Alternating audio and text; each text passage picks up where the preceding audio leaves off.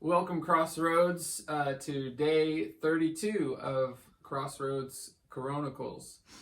Today, and actually tomorrow, this is going to be probably a two-part series. We're going to be talking about mothers. Mother's Day is coming up, and we love to honor our mothers, especially my mom in my life. I am a mama's boy, and everybody knows that. So I put together a list here, and it's kind of lighthearted. Carrie's gonna kind of go a little deeper. So I've made a list. It's kind of lighthearted, but it's 9 reasons why you might be a mama's boy. So number 1, you might be a mama's boy if you call your mother every single day, and I for sure do that. Number 2, in addition to calling, you probably text your mom every day as well.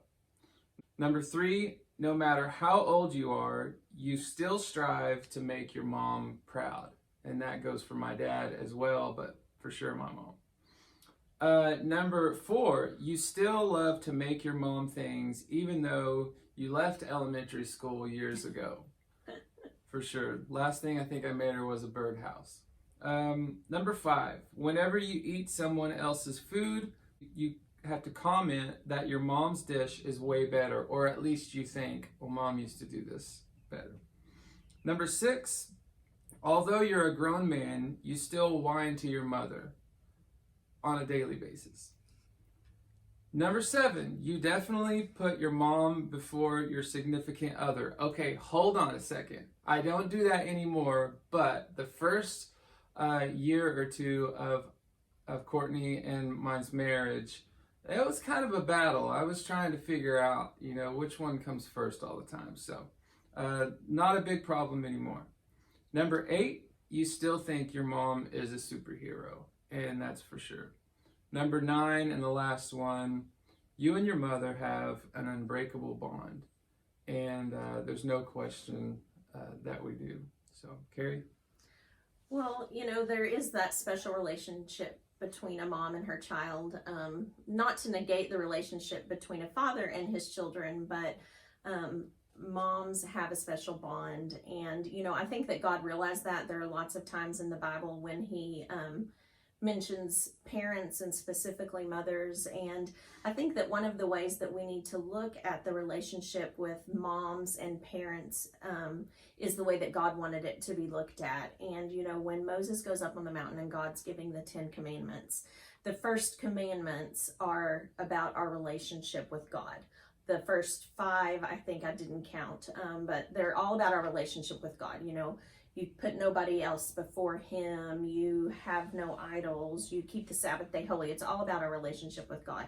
And then the very next commandment that God gives is to honor your mother and father. And that's important. That the very first relationship that God addresses when he's given the 10 commandments is your relationship with your parents. And I think that we need to focus on that. As adults and parents, you can show your kids this video. It's super important for us to honor our mother and father, and especially our moms, because of that relationship. And not everybody has a mom that they feel like they need to honor, but we need to do what God said. And he didn't say honor your mother when she's a great mom, or honor your mother when she's doing exactly what you want her to do. It says to honor your mother. And that's the end of the sentence.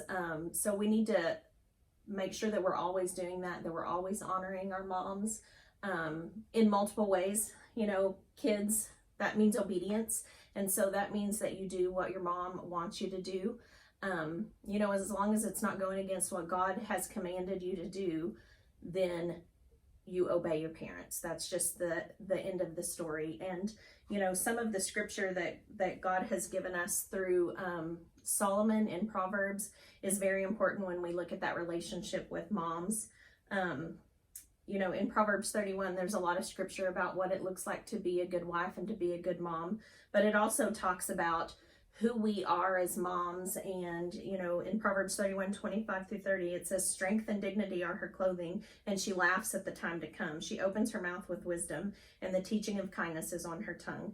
And moms, yes, this is kind of your week. Sunday is your day, but we need to make sure that we are also doing what God called us to do as moms. And that means that we are guiding our children in the way that they're supposed to be raised, that we are leading them biblically, and that we are, showing them the kindness and love that God has showed to us through Jesus Christ.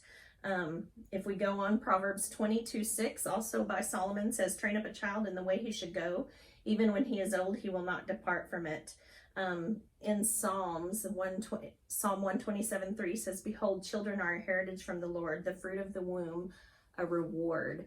And we need to look at our children as rewards. And children, you need to look at your mom as a reward. In the Bible it says that a good mom and a good wife is worth far more than rubies. And we need to remember that when we are dealing with that relationship with our moms. I know that right now we're fed up with everybody that we live with, but we need to do what God called us to do in those relationships. Those family relationships are the most important relationships that God has given us, and we need to remember to honor those and to commit time to those. Thanks, Carrie. If you're watching this and your mom has already passed, think about the good memories and say a prayer to God and thank God for that time with her. If you're able to do it today, we encourage you to call your mom, text her this week, and just talk to her, tell her you love her, and just let her know that you are thankful for everything that she has done in your life. Hey, we'll see you guys tomorrow as we continue this topic on mothers, and hope you have a great day. God bless.